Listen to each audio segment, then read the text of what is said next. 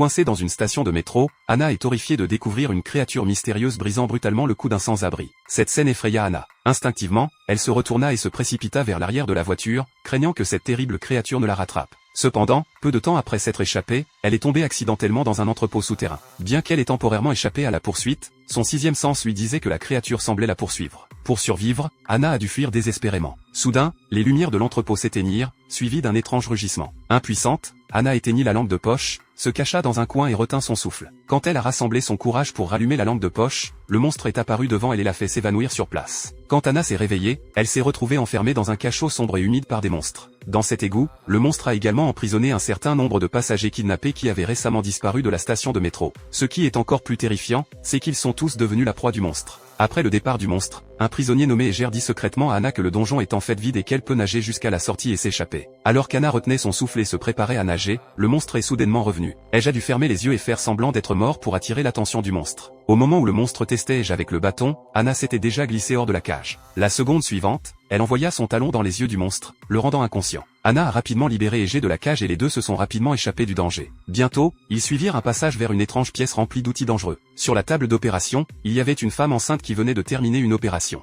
Réalisant que le monstre était peut-être un pervers, ils n'osèrent pas s'attarder et s'enfuir de la pièce. Peu de temps après, ils trouvèrent une issue et pensèrent qu'ils étaient enfin sauvés. Cependant, après avoir ouvert la porte, ils ont découvert que la sortie n'était qu'un piège.